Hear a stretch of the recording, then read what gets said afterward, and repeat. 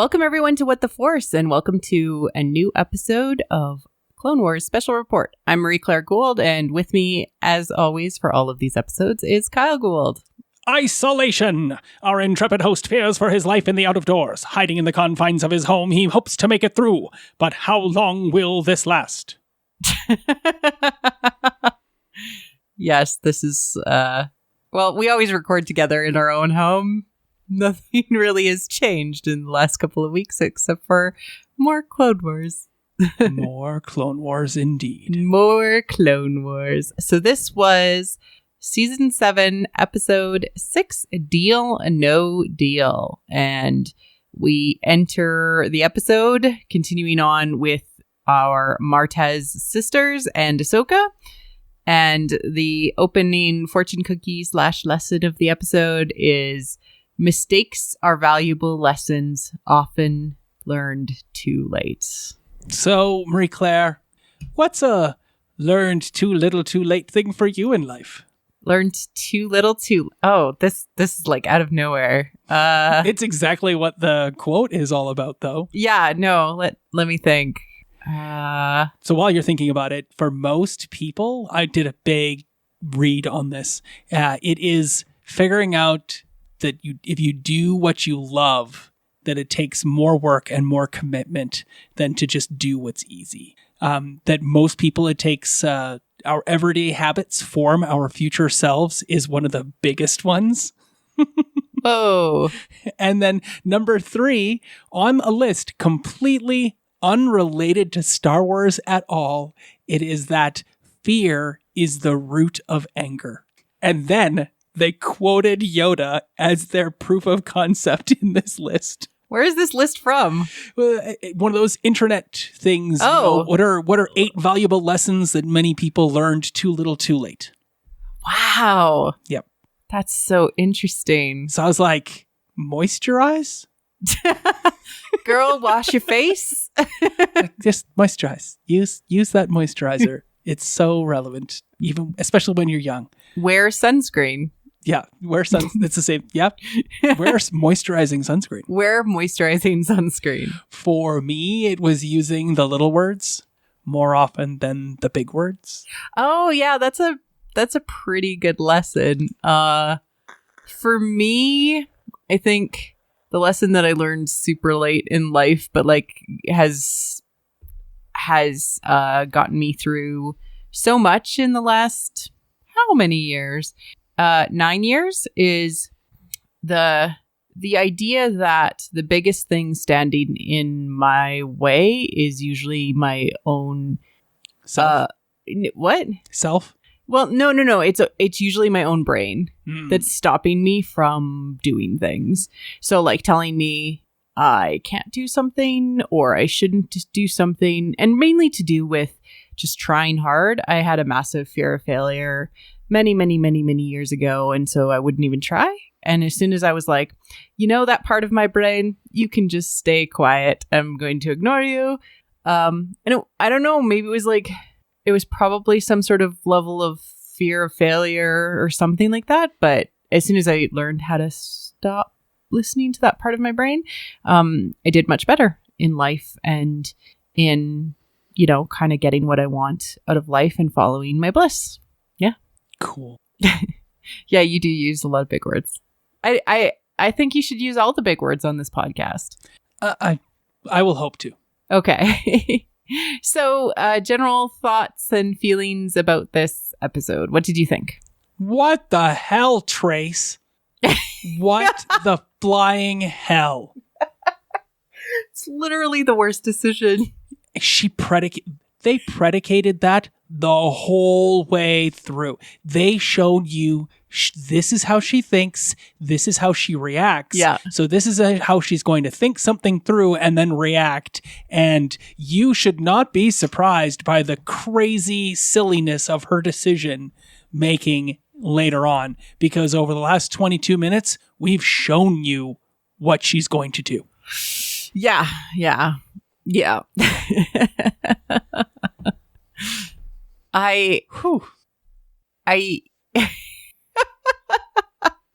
I'm still in shock. Like, I knew it was coming, but it was like also like it was still shocking when it happened in your like the oh no moment. Oh my God, all that red sand just into hyperspace. So I do actually want to talk about the origin of spice.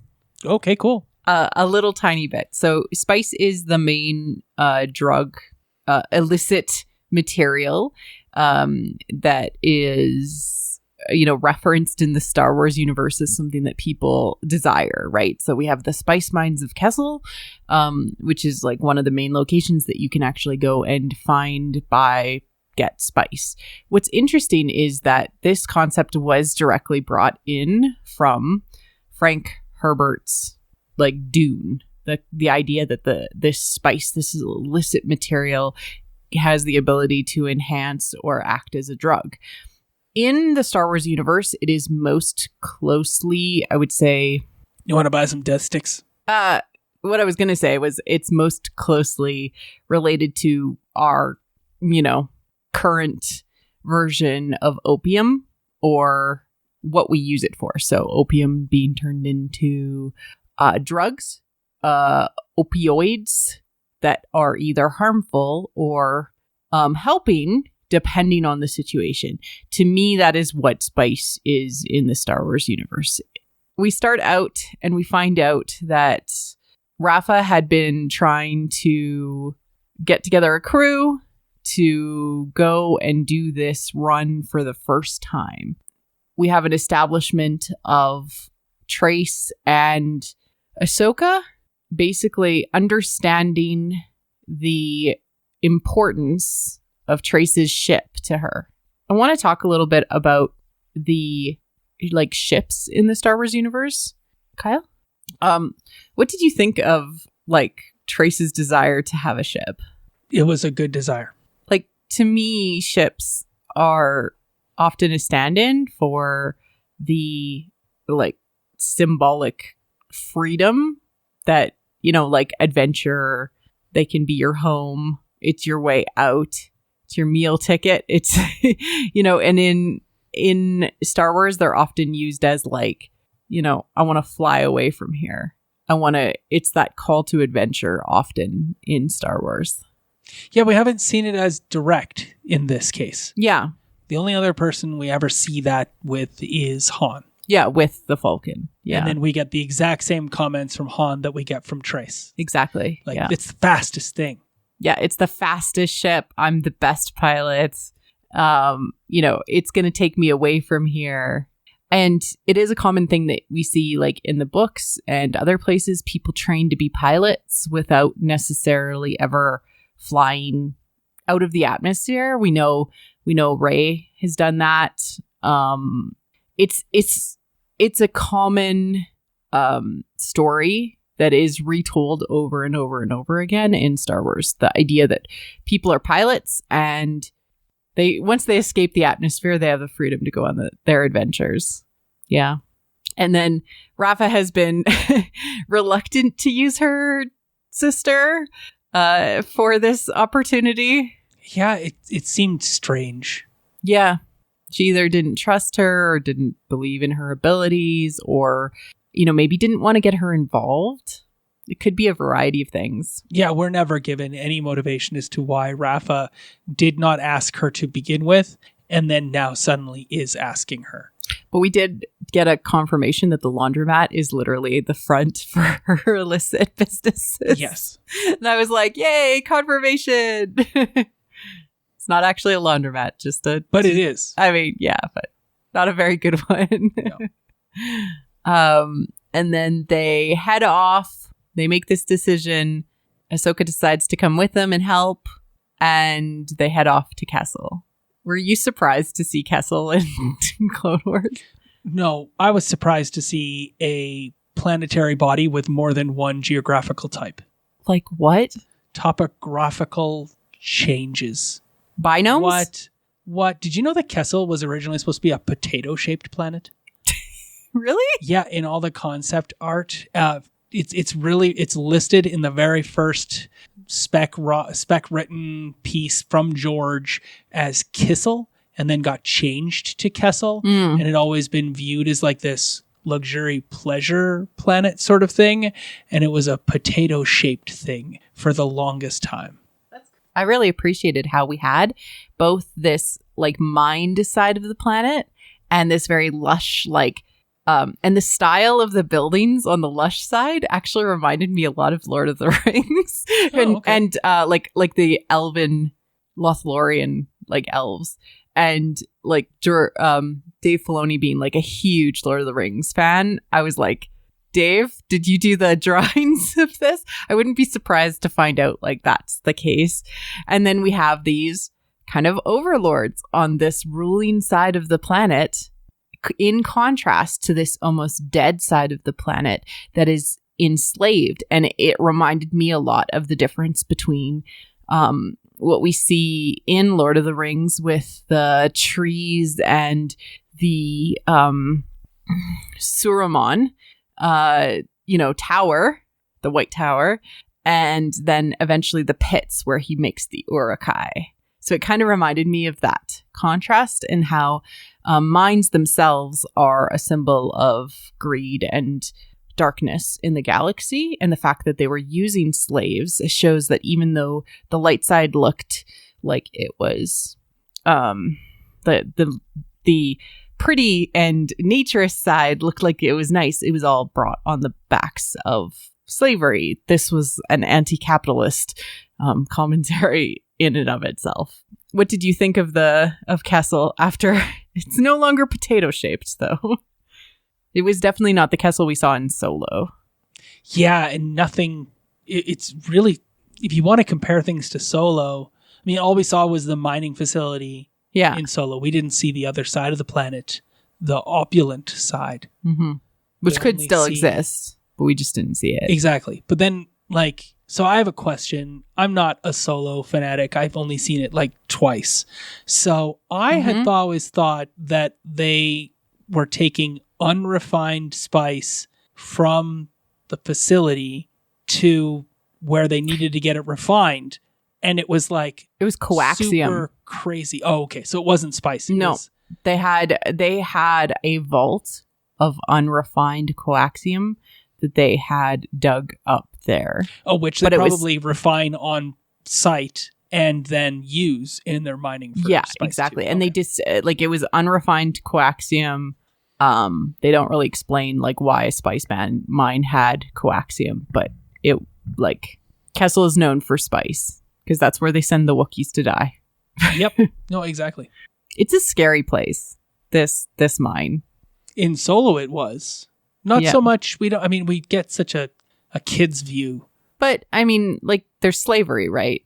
There's robots on the outside and literal organics, doing the work on the inside. Didn't even seem like there were droids. There was one establishing shot of the mine where there was droid guards on the outside. Yeah, to keep all of the slaves in the pit. Yeah, doing their duty. Yeah, weird. In a world with droids, do we really need organic slaves? Well, I mean, literally, that's what Trace said. She's like, I wonder how many droids are down there, and Ahsoka's like, those aren't droids. Right. So I wonder if it's something like Zerka Corporation that's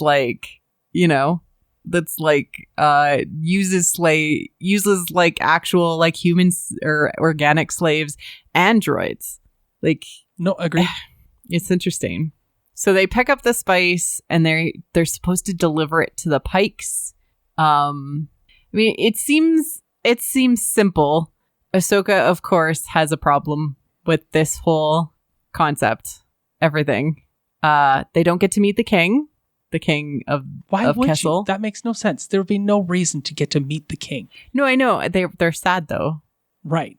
Yeah. Well, and they meet the Major Domo. That's just the indicator of their inexperience, right? That's showing us, oh yeah, these people don't know what they're doing at all. And Trace mentions, my ship is the best. My ship is the fastest. And the Major Domo's expression when she says that is just prime. It's just delightful.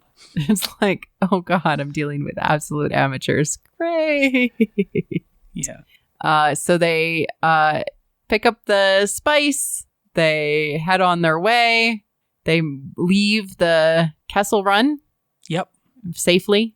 They're not picked off. Like they kind of foreshadowed a little bit because they were like, oh, the bigger transports are always picked off, so we're a different kind of transport. Oh, yeah. Well, we know that they're not going to get picked off because they're going to be stupid of their own right. Yeah.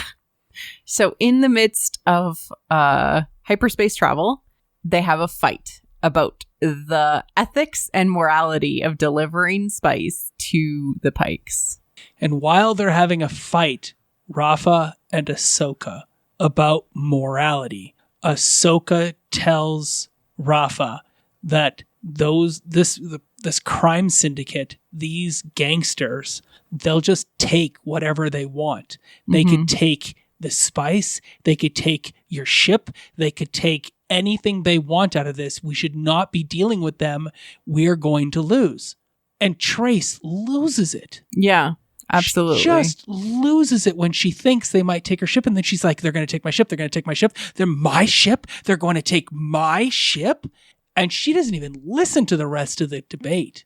Yeah. She's too busy trying to figure out how to make sure that no one takes her ship. Yeah, and she puts the 2 and 2 together, which is the spice is the problem. This is really important, too, because this is true to life. Yeah. You'll be having a conversation, a debate with someone. You'll say one thing, and it's just a snippet, just an addendum to the point you're trying to make at large. But it's all that person hears. They don't hear anything else. Yeah. So while we think, well, this is crazy, this is poor writing, this is crazy. No, this is legitimate. She has a major phobia, a major issue. She probably needs counseling about it. No, I think that she's just tied a lot of who she wants to be to the ship. Yes. Like her and the ship are like a package deal in her mind, right? And she doesn't have anything. Like she doesn't even really have her sister in her own mind, I think. Her ship is the only thing that she can rely on. Right. Mm-hmm. But it's to the point of... Yeah. She couldn't even she does harm to herself. Oh, no, definitely. And others. Yeah. Which is why she probably needs some counseling. I feel like Trace's reaction is very genuine, but it feels like a young teenager reaction. Like a very extreme, like, you say like, and, you don't do this and the cops will take your car and impound it, and suddenly like screech, throwing stuff out the window, and then suddenly like the cops are I'm going to drive my car off a cliff. Yeah. So them right. They're not going to impound my car. It's like, no, I was just trying to tell you can't park here. Yeah. Like it was a very extreme reaction. Yes. Yeah. So they didn't dump the crates, just they had the ability to dump the product in the crates. They opened the thing and opened the doors of the crates. Yeah.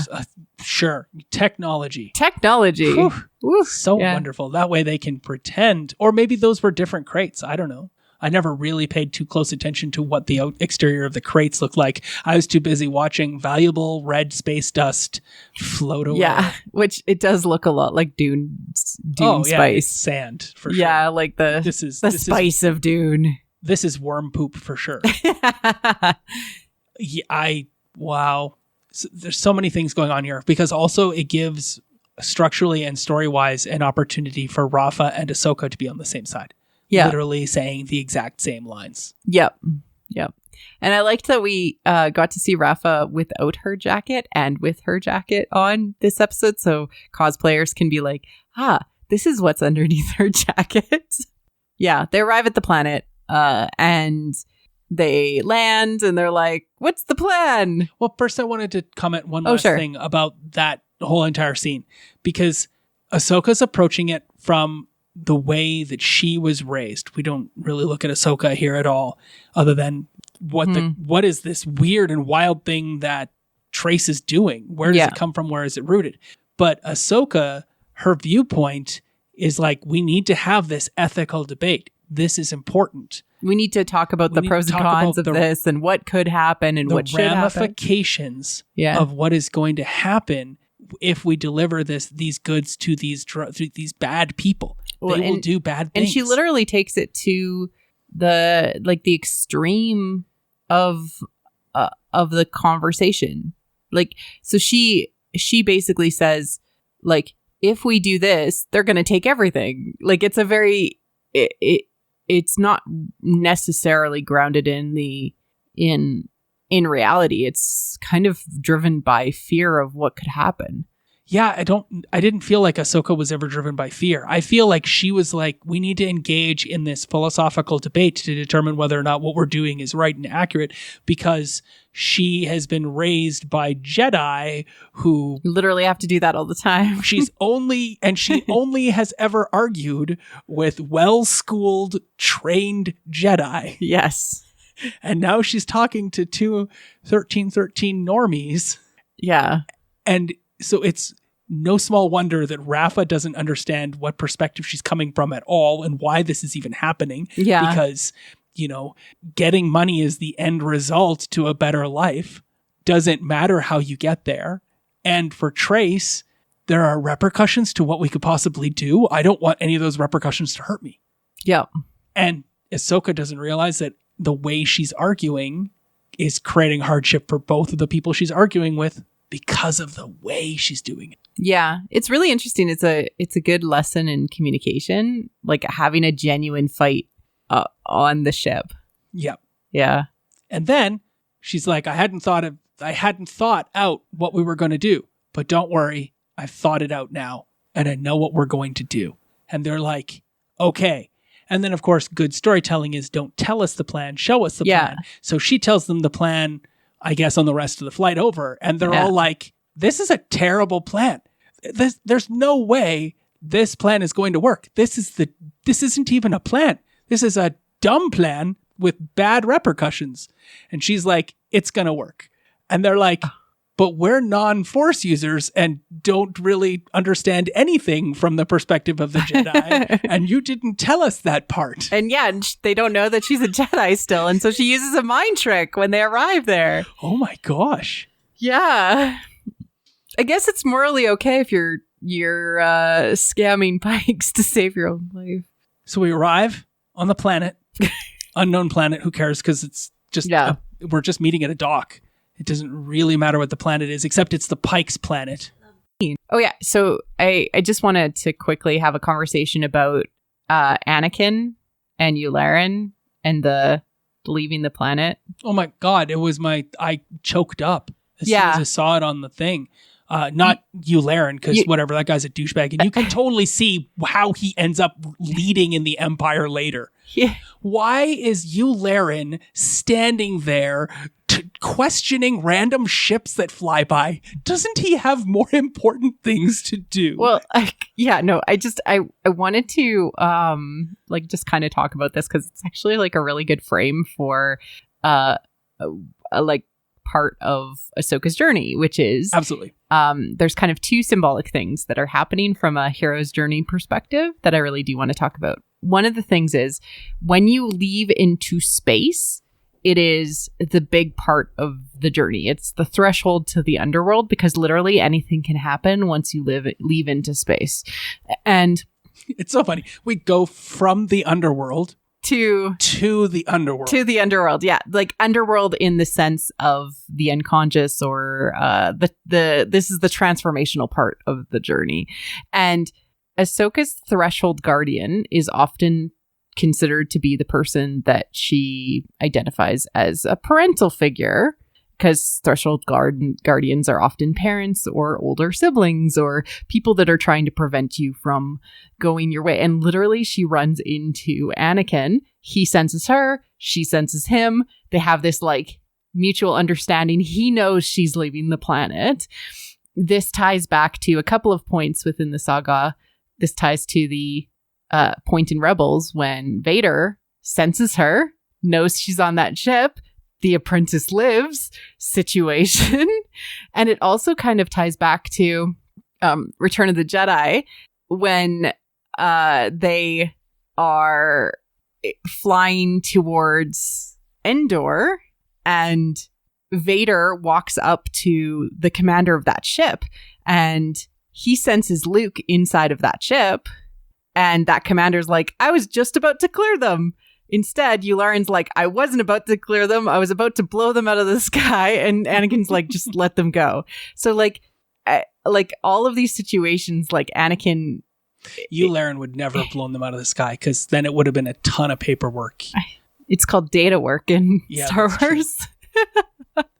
But it's very similar situations where Anakin is standing there like and senses somebody important in the other ship. Yep. And this happens to him a lot.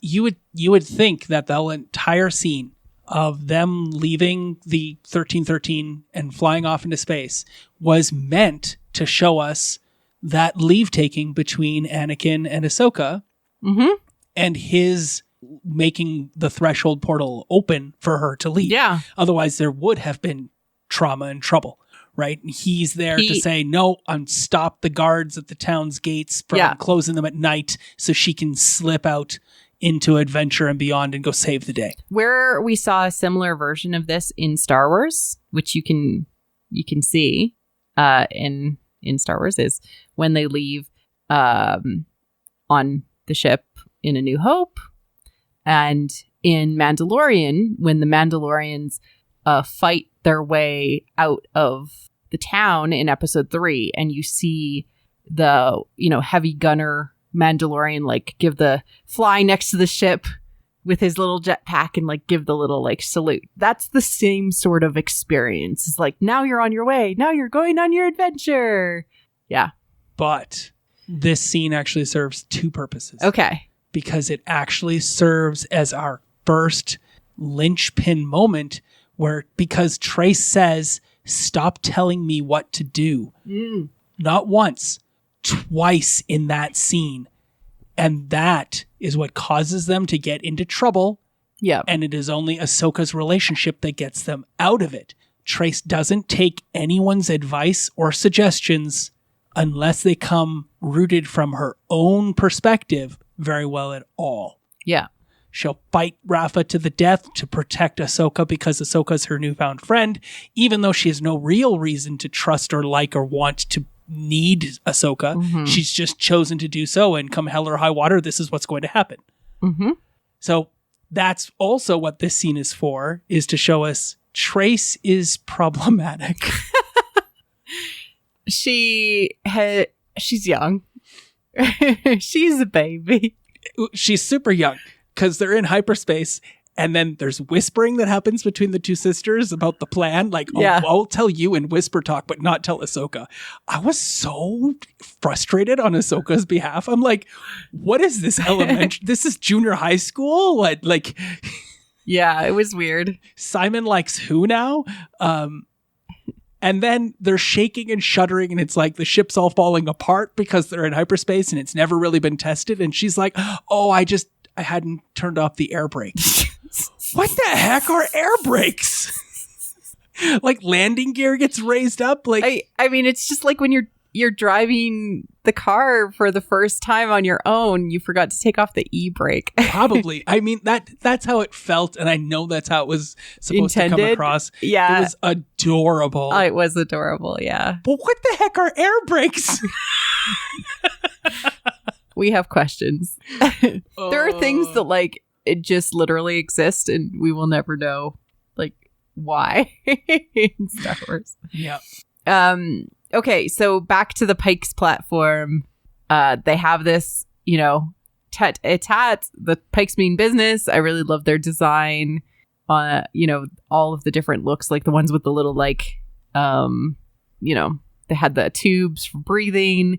And they looked very much like the Solo Pikes. And then we also had the kind of more regal, and you could tell he was in charge because he was the tallest Pike. Hey, my theory stands. You're in charge if you're the tallest, which means Chewbacca's in charge of everything. So I think that was Marg Krim. Okay. I think. And that was done by Steven Stanton. Mm. And then there were a couple of other characters in here. The Overseer. Yeah, so in the Spice Mine. In the Spice Mines. And then there's Fife. Who's Fife? He was the Major Domo, I think. No, the Major Domo is Kinash Locke. And that was done by Corey Burton. Okay. He is the Major Domo of King Yaruba. Corey Burton, you may know what other voices he's done? I feel... Here in Clone Wars. I feel like I do know him. Yes, he's voiced 2 major characters in Clone Wars. Did he do our boy Cad Bane? You are correct. Yeah. And who else? Oh, like a bad guy? Oh, yes. That limits it considerably. Bad guys. Exactly. Dooku? That is right as well. Yeah. Ladies, folks, she cannot see my computer screen, nor am I feeding her anything. I only wrote down 2 of the several voices he did. I would never have been able to tell you that Kinash Locke, as played by Corey Burton, is also Count Dooku and Cad Bane, and she didn't even know that he did both of those voices. I didn't know that. No, I knew he was a voice actor in Clone Wars, but I didn't know he did those voices. But I was thinking about the timbre of his voice, and both Cad Bane and I think Cad Bane goes through some processing, but I think both Cad Bane and Dooku have very similar timbre. I have a superpower. Look, this is why you have a podcast on Star Wars. It's just a thing. No, but here's your credential right here. But I have a superpower, which is I'm very good at guessing people's voice acting voices. Or you've just seen this episode so many times, and you're very well acquainted too with voices. So there you go. What do I win? A podcast. I already had one of those. No, it's how you got it in the first. Okay. So yeah, now we've got our crazy, gorgeous pikes. I want to play a pike now in a game. They seem so cool. They're so cool. And the fact that the whole race are gangsters. Yeah, like the whole race. Now we have to see some good pikes. Yeah, now that we've seen pikes, that's the thing. They've always been seen and heard and not seen. We saw them in a couple of previous Clone Wars episodes. Oh, we had? Okay. Yeah, just kind of as part of the Underworld stuff. I think that Maul might have threatened 1 or 2 in the past. But again, we saw them in Solo as well.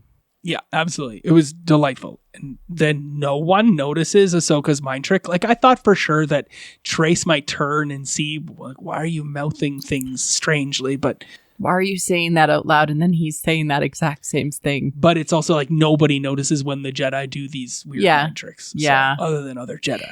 Well, it also kind of shows if a Jedi is not dressed in robes and carrying around lightsabers, they could blend in with society pretty well and use their skills to their own advantage. Absolutely. Right? People don't know. I don't know. It just makes me think about how hard it would be to actually find a hidden Jedi. Right. Absolutely. Yeah. You're never going to know where they are. Yeah. Because nobody who knew where they were knows that, because they took that out of they wiped it. Yeah. So. And so it makes sense why there was Inquisitors. Yes. Post the war, and why Vader was so big into finding Jedi and killing them. Because really, it takes Force users to find them, because then they're not able to be manipulated by them either. Or they'll be able to see the manipulation in others, sort of thing. Oh, and tell why did I go that way? Oh, you idiot! Still, yeah. I really liked Number One's reaction to his. You can take the credits and leave now, and he's like, "This is highly irregular. This is not according to our code of acquisition." I mean, business. This is highly irregular. It's very Ferengi. Yeah. Well, this is not according to the code 534 in the code of acquisition. This is, yes, they are business gangsters. They are not crime gangsters. No. I mean, they seem kind of weak and flimsy. So. Don't they? Yeah. I mean. Business. I mean, maybe they're really good at refining things. Maybe that's their thing. They're all good at process flow. No, they're... I meant to say, they're the Breaking Bad version of gangsters, where they maybe, hey. They make the drugs. They're the Heisenberg. Yeah, you've never even seen it. I've never seen Breaking Bad. I apologize. I've seen multiple episodes of Better Call Saul while I was doing other stuff while Kyle was watching it. Definitely need to see Breaking Bad. So this is highly irregular, says the guy. And he's like, and then he's like, I just love how he's like, oh, you didn't give me the code? We must have sent that to you in the transaction email, which they don't say email because it's Star Wars. Like, and then he just shoots it open with his little taser thing. Yeah. They still think they're going to get away. Yeah. It's really bad. It's like effectively like so many bad choices. Like Ahsoka can think through the moral conundrum of giving the spice over to the Pikes, but then like this plan is like, it's not a good plan. This is a Qui-Gon Jinn plan. It's it is totally a Qui-Gon. Feel, don't think, use your instincts. This is totally a Qui-Gon Jinn plan. It'll be fine. Until somebody says, engage the tractor beam. And then you know you're screwed. Because that's like, there has never been a time in Star Wars where they say engage the tractor beam that it doesn't mean horror and terrible things for our heroes. Yeah. Ever. Yeah. And they leave us off on a cliffhanger, of course. Oh my God. Except for the line of between the three of us, there's plenty of blame to go around. It's like, no, there isn't. This is all on Trace. Yes, this is. I mean, maybe they just feel bad about having the argument that confused her in the first place. So, what are other things that Trace could have done at all? Jumped out of hyperspace. Physically jumped out of No, like just left from the ship. Hey, I have seen people fight fights that way. Yes. Ooh. No, but like, pulled the e-brake, actually, the air brake, actually, and like popped themselves out of hyperspace, had the fight. Yep. Resolved it. Yeah. Or not even had the fight, just dropped them out of hyperspace and then said, I guess we're going back to Kessel. We're dropping this stuff off. We're bringing it back. Oh, I kind of wanted to see that episode now. Could you imagine the Major Domo's like, you've been gone for 6 hours. What? You're back already? Yeah, we've decided. We're not morally able to do this. There's some moral conundrum here. We did a trolley trolley thought experiment with this. I put out a Facebook poll or a Twitter poll, and it said... HoloNet. And it said, deliver the spice to Kessel. It said, take the spice back. And it said, dump the spice off the ship while in hyperspace. And we really just decided to bring it back. We just didn't want to be involved in this. Major Dome was like, yes, Twitter rules. Yep, the poll rules. Shrug. So yeah, listeners, what would you have done? Would you have dumped the spice? Would you have gone back to Kessel? Would you have delivered it to the thugs? Or delivered it to the theoretical medical facility, that Ahsoka had in mind? For unrefined spice. I mean, it's kind of like the equivalent of people right now being like, I'll deliver these drugs that we don't know if they work or not. It's so cool. So there's some interesting things happening in the background of this episode. Would you like to...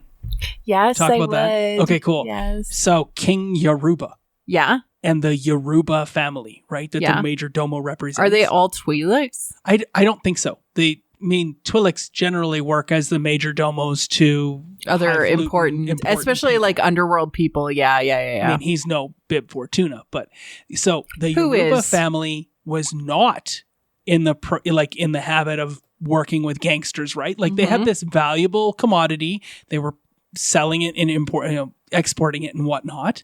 Totally fine. The problem is they live their planet, Kessel system, is way too close to the Pikes system. So they're really, really close.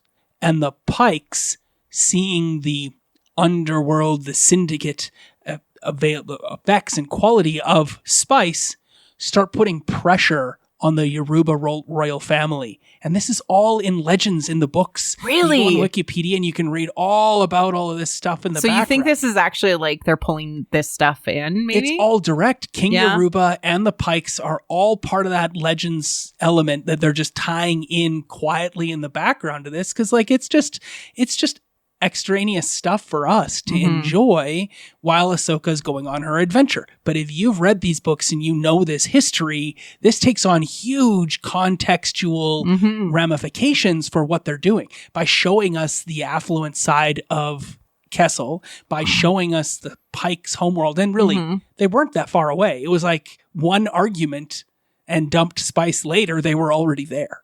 Yeah, exactly. No, it was a very short period of time. And we know in Solo that Crimson Dawn and the Pikes have a working arrangement and they can't go directly against each other. So do you think that by the end of this, we're going to see Maul? I would think that we're leading to that. Yeah, I think it's all going to be connected to the end of the season because like maybe there's going to be a time jump where Ahsoka's like trying to go after Maul, but I think she's going to discover that Maul is still out there. Yeah, I just thought that was really cool that they made reference to the Yaruba family, Kessel, and the Pikes, and all of that is contextual to yeah, and it could be stories stuff that they bring back, right? And absolutely make important, but they have that already worked in. So let's talk about, is there anything behind the scenes that you wanted to talk about or production wise? Yeah, just one other thing about the meeting on the planet where they go and have dinner with the Major Domo. It was like, you don't know these people at all.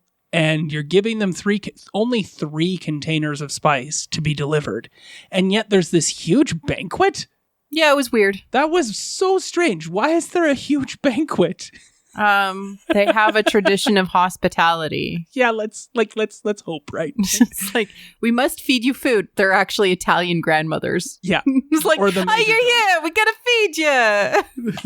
You look too skinny. The Major Domo just likes to, swirl his martini and drink it while looking condescending down at people. It was just, I just was like, there's a banquet now? Why is there a banquet? And then also at the very top of the show, they're talking about all the things she learned, all the things Ahsoka learned topside. Right. Right. And how she went to school and whatnot. And they're like, where did you go to school? And she's like, I went to Skywalker Academy. Oh, and I was like, oh man, I really want to go to Skywalker Academy. No, I don't want to go to Skywalker Academy. That's not going to go well. I can't breathe. Yeah, they made it sound like it was a really good place to go to school, didn't it? No, it's not, people. It's really not. Don't go to Skywalker Academy. No. Oh, I can't breathe. Okay, so, yeah. And then, in the same scene, to bring it back, Trace says there are no academies in 1313. It's unaffordable.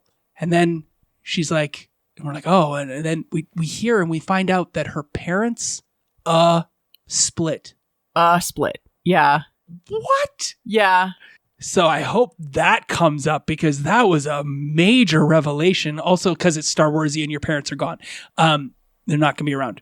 Pre-dead, we called it. Exactly. They're pre-dead. So, I mean, split, they left them, maybe? Yeah.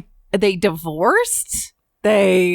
I think split as in left. Yeah. As in like they buggered off. They realized they were in over their heads. Something was wrong. They booked it. They left and assumed the kids would be fine on their own. And that way Rafa had to raise Trace to the best of Rafa's abilities. And we've seen tons of those sorts of shows and those sorts of stories. But Skywalker Academy. The Silver Angel. There are 27 ships in the world that are registered as the Silver Angel. The top of the list is a yacht that is registered to the Isle of Man. Just so you know. Random trivia. Yeah. I thought the Silver Angel was an excellent name. Isn't it? I thought it was delightful. I thought it was very Star Warsian as well because of like the quote about the angels being the most beautiful creatures in the galaxy from the Phantom Menace, and kind of like, I don't know, it felt nice. I liked it. I quite liked it. Yeah. And of course, we learn about the angels from Anakin, and Anakin gives the Japor snippet to Padme. Yeah. Right? Super important luck charm of the universe. You'll be lucky and blessed from here on out until you give it to somebody else, and then all your luck will go away. A la Darths and Droids. To take that back. Yeah, that's not real in the Star Wars universe because Darths and Droids. I just love that imagery in that. Anyway, but that led me to looking more thoroughly. When they talked about the angel, I looked at Rafa and Trace's 2 necklaces. They both wear 2 necklaces. Yeah. And they're like chunky amulet things. Yeah. What's up with those? Do you know anything about those? No, I don't know anything. I thought they were really cool. They are so cool. They seem to be relevant and important. But then again, all of their characters and all of their animation are just so full of detail now, with multiple rings on fingers. Their hair is super unique and flowy. Mm-hmm. Like, they have so much bandwidth and so much computing power now that they can add all of these things in. But just the way their necklaces bounce when they move around and whatnot was just it's delightful. So cool. And I really want to know what the relevancy of those 2 necklaces is. Just to comment on Yularen. Yularen looks high definition old. Like, he looks like he's had like a bad month, but he's standing next to Anakin Skywalker, so he obviously has. I don't like him. I used to like him. I don't like him anymore. You don't like him anymore? He's getting more angry with time. Anything production becomes so much more inflexible. Anything production wise that you want to bring up? Sure. So this episode was written by Dave Filoni and Charles Murray. Yes. So I don't know, did Dave write the last one? It was Charles Murray and Dave Filoni last time. And this time it's the other way around. Yeah. It was directed by Nathaniel Villanova and Stuart Lee. Okay.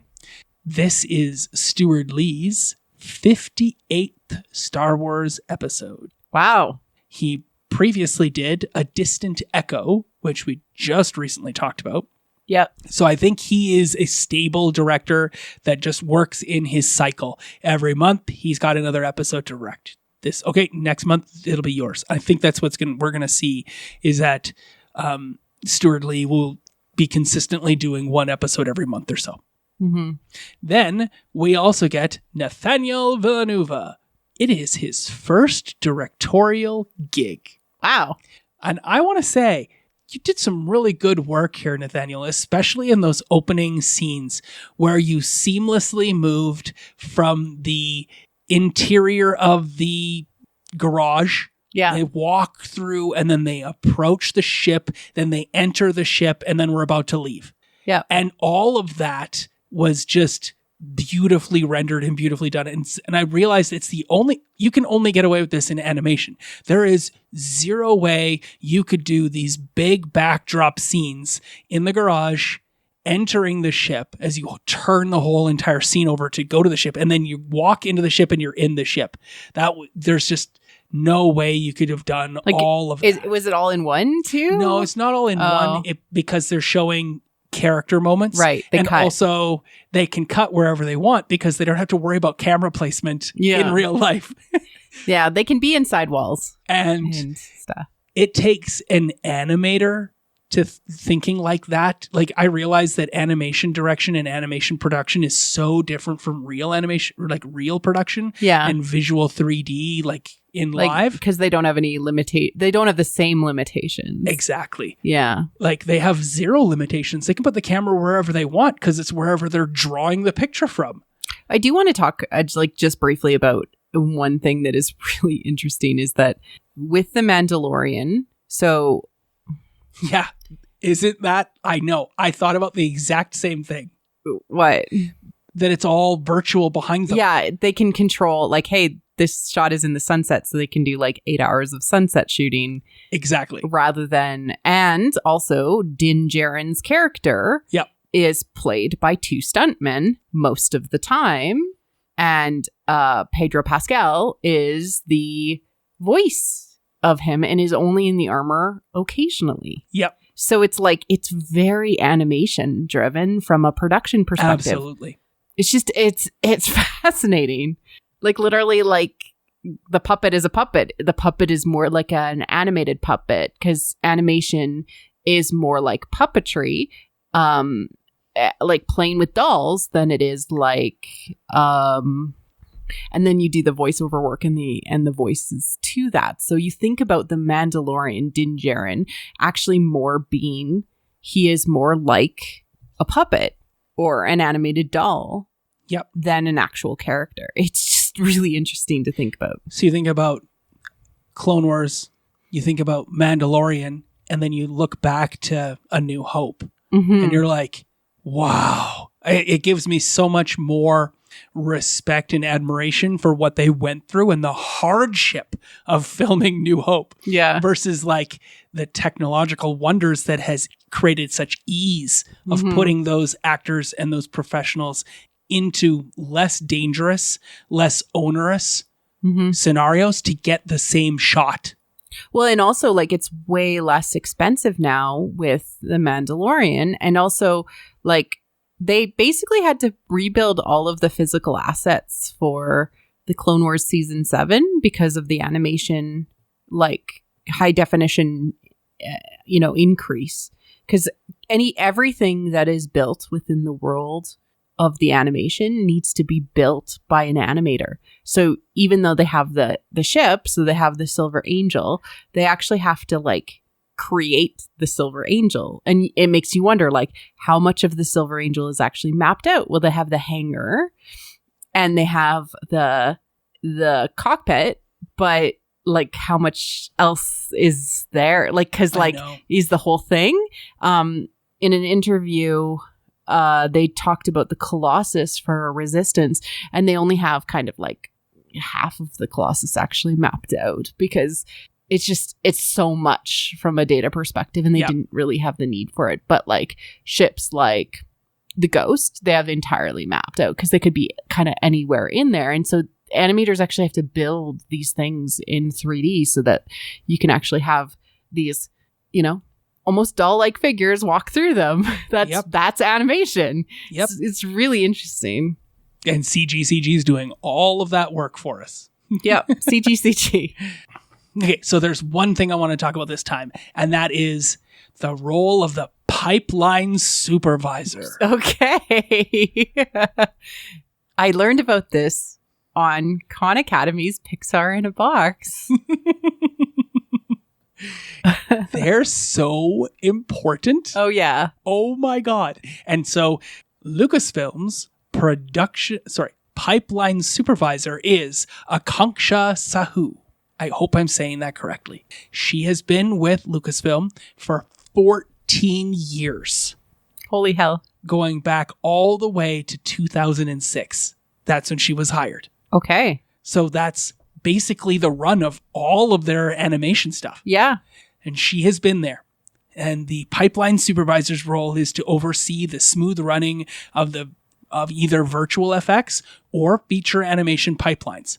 Because there's so many moving parts, so many different people, and because there's almost zero physical assets, you have to maintain everything in a pipeline environment. So they develop all of the tasks that are required, and then they collaborate with senior technology and the production leadership to enhance and maximize the investment in the development efforts. So when you're talking about, well, you know what, we need to design the entirety of the Ghost, it is likely a pipeline supervisor who's making the determination as to whether that is a full need, like the Ghost, or only a partial need, like the Colossus, in order to push everything through.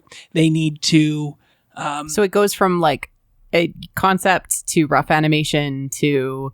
lighting to all the way end. Yeah. To end. Yeah. The very first thing, even before it's put onto a screen, picture a blank screen and the end product. And that person is managing the pipeline of everything's creation to go from that blank screen to the finished product. She's so important to Lucasfilm. She's so important to Lucasfilm. There is a couple of articles on her. They're quite a bit old, but I would really recommend going and reading them because they're like, who is this person that is so important to Lucasfilm that you probably don't know? Is there a 365? I don't know. I didn't see that. I hope there should be because she's amazing and like her skill set to create, she basically takes people's vision and assists putting all of the people who helped to make that a reality into being. And those sorts of people are to be valued and appreciated and cherished. Very much so. That's great. I did want to do a death count, which is and the death count for this episode is 3 containers of spice. Yes, I was hoping you would say that.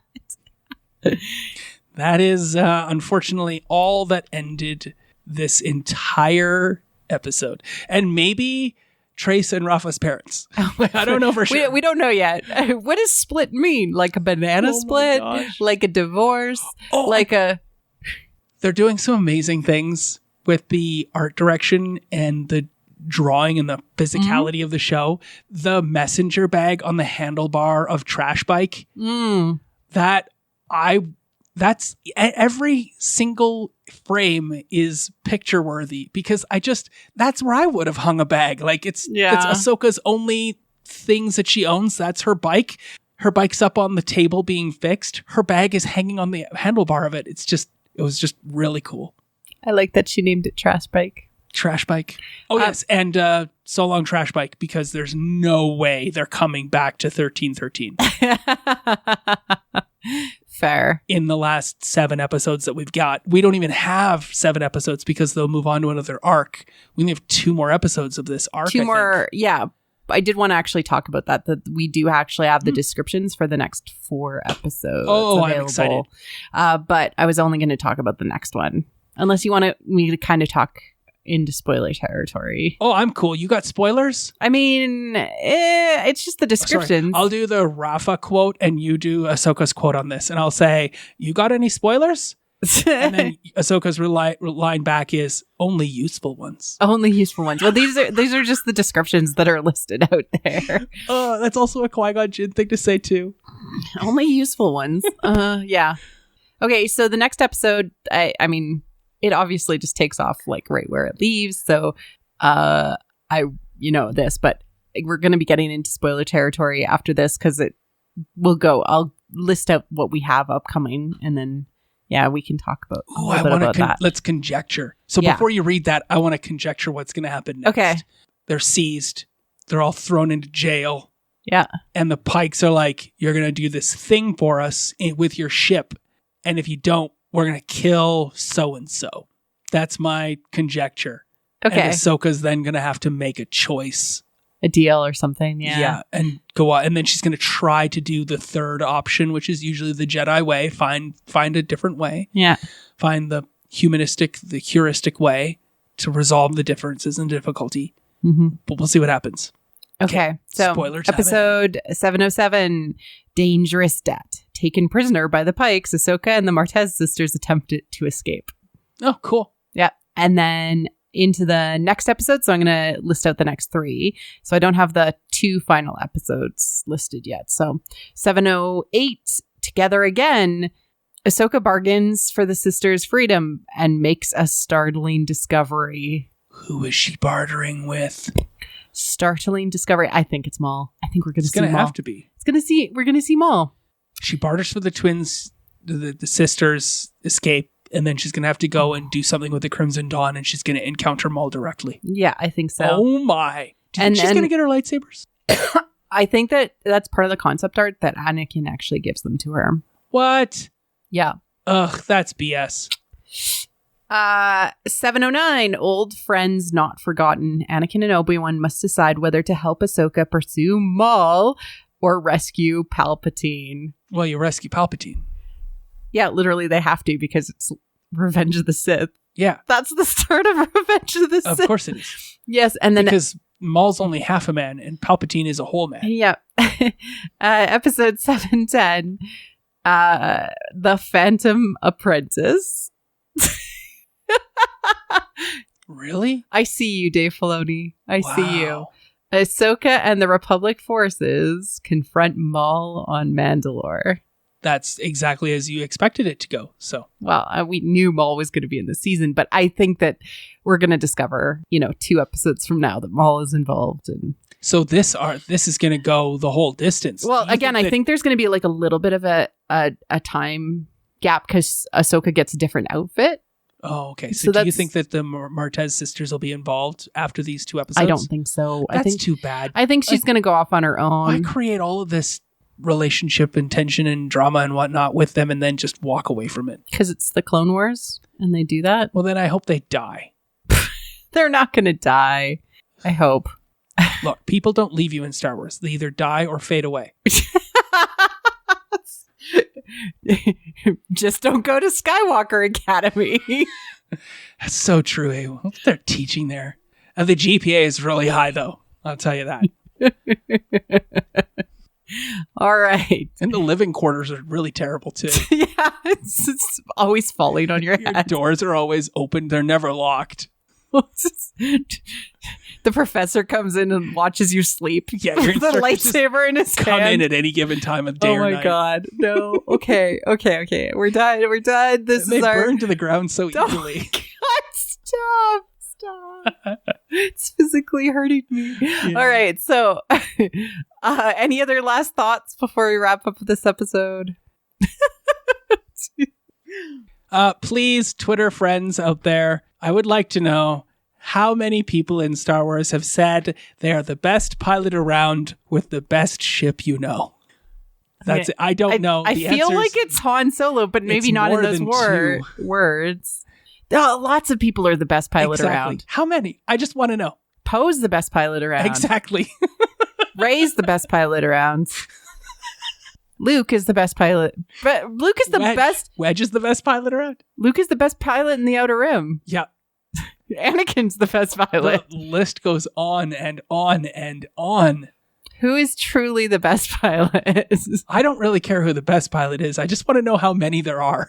I feel like this is a Star Wars Explained question because he knows everything. Sounds good. I will tweet at him. And yeah, that's it for me. And goodbye, Trash Bike. Oh, poor Trash Bike. We hardly knew ye. All right. And Kyle, thanks for joining me for Deal No Deal, which makes me think of that TV show, Deal or No Deal. All right. Did you turn off the air brakes? No. Okay. Where can people find you if they're looking for you online? As every episode, you can find me online at Tavern Tales DM. Thanks for joining us. Thank you for listening to What the Force. I'm Marie-Claire Gould, your host. Our music is orchestral music composed by Christy Carew for What the Force. We have a Patreon at patreon.com/whattheforce. We'd like to thank all our patrons, especially those who love and are obsessed with What the Force. Melody, Night Huntress, In Wild Space, Susan, Jessica, Brad, Anna Perez, Macau Mom, Neil, and James. Make sure you like and subscribe on your podcast app of choice or on YouTube. Leaving a 5-star review on iTunes helps other people find the show. You can connect with us on Twitter at What the Force Show, What the Force Podcast on Facebook, or on our website, whattheforce.ca. We also have a new Discord. Links are available in the liner notes. Feel free to reach out and start a conversation. Cheers.